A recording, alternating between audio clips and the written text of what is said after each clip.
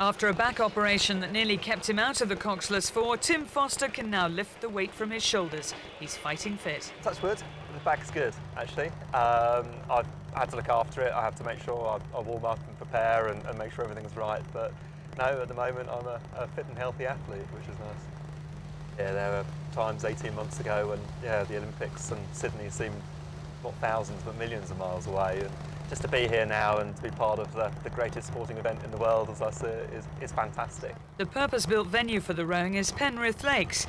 Perfect in conception, but less than ideal when the strong winds get up. Current world champions Italy have already voiced their concerns, calling it a joke.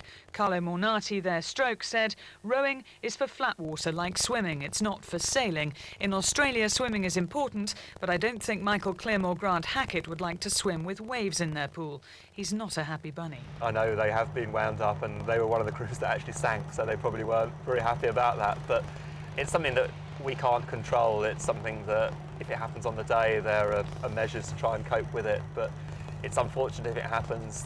If it's windy and if the wind's coming across the course, then it's something we have to deal with. If it's perfect, which is what we all want, and the course itself is lovely. It's great facilities. Just the one thing we can't control is this wind. And if it happens on the day, then hopefully we'll be the ones who cope with it best. Exactly. I mean, if it is windy, wouldn't that play into your favour, being stronger and bigger than most of the other crews? Yes, I mean, one of our strengths is our power, and if it's rough, if it comes down to a kind of slugging match, then we've got the big sluggers really, so maybe not myself, but the other three, so I'll leave it up to them. You say you're the wimpy one? I'm not, yeah, I have to admit that one. I'm the small one at a mere 14 stone or so. I'm by far and away the runt of the crew, so yeah, if it does come to that plays into our hands. If the wind's against us, makes the race longer, then yeah, our fitness will tell.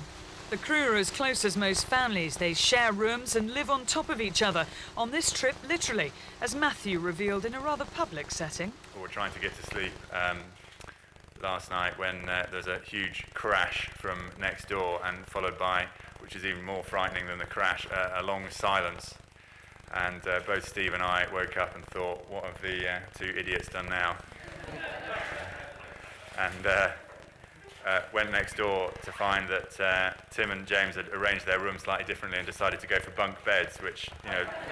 James put his bed on top and was actually climbing up there last night as I was sitting in the bed below, and crash bang wallop, and James comes flying through his bedside table, and Steve and Matthew in the room next door were having kittens, thinking that Olympics were over. James, in the process of going for the top bunk, had stood on a bedside table that had collapsed, and he was busy inspecting, not himself, but his Walkman, his sunglasses, his sun cream and all the rest of it. It seems sometimes that Matthew and Steve are always the sensible ones. It's always you and James getting into trouble. Yes, I don't know. He did describe us as the idiots, but I don't know. Maybe they're our two uncles, and we're the ones that, if there's any trouble to be had, we're probably the ones that have to avoid it.